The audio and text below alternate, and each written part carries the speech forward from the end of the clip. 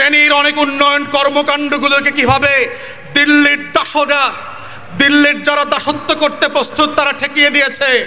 ঢাকা থেকে ফেনীর train line স্থাপন করতে দিচ্ছে না, ফেনীর সাথে বড় বড় রাস্তা করতে দিচ্ছে না, ব্রিজ কালভার্ট করতে দিচ্ছে না। আমার দেশের ভিতরে ফেনীর প্রত্যেকটা মাটিতে ইঞ্চিতে বাংলাদেশের স্বার্থ রক্ষা করে ট্রেন লাইন করব, বাসের লাইন করব, ব্রিজ করব, কালভার্ট করব। এটা আমার দেশ, আমার বাপের দেশ, এটা ফেনীবাসীর দেশ। দিল্লির কাছে ফেনীর সীমান্ত বর্গা দেওয়া হয় নাই। তারা যারা বোধ করছেন আমাদের উন্নয়ন কর্মকাণ্ড করবার জন্য দিল্লির অনুমতি নিয়ে করতে হবে, তাদেরকে হুঁশিয়ার করছি, আপনাদের বেগম লক্ষণ সেন পালিয়ে গেছে। বেগম লক্ষণ সেনের বংশধররা আর বাংলাদেশে ফিরে আসবে না। এই বাস্তবতা বিবেচনা করে বাংলাদেশের এবং ফেনীর উন্নয়ন কর্মকাণ্ডকে নতুন করে ঢেলে সাজাতে হবে।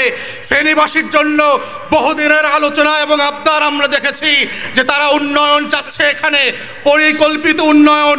সেজন্য আমরা এবি পার্টির পক্ষ থেকে আজকে দাবি করছি, ফেনী উন্নয়ন কর্তৃপক্ষ নামে একটা প্রশাসনিক বন্দোবস্ত করতে হবে, যাদের নেতৃত্বে ফেনীতে পরিকল্পিত উন্নয়ন করতে হবে, পরিকল্পিত যানবাহন এবং গণপরিবহনের ব্যবস্থা করতে হবে, রাস্তাঘাট ব্রিজ কালভার্ট করতে হবে, স্কুল কলেজ বিশ্ববিদ্যালয়ের মেডিকেল কলেজ করতে হবে, তরুণ তরুণী উদ্যোক্তাদেরকে প্রশিক্ষিত করে নতুন করে কর্মসংস্থানের ব্যবস্থা করতে হবে।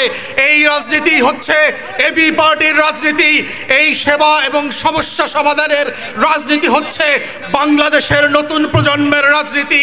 এটাই হচ্ছে ফেনীকে কল্যাণ রাষ্ট্রের জেলা করবার রাজনীতি। এটাই হচ্ছে বাংলাদেশকে নতুন করে ঘুরে দাঁড়াবার রাজনীতি। সেই রূপান্তরের রাজনীতিতে আপনাদের অংশগ্রহণের উদাত্ত আহ্বান জানিয়ে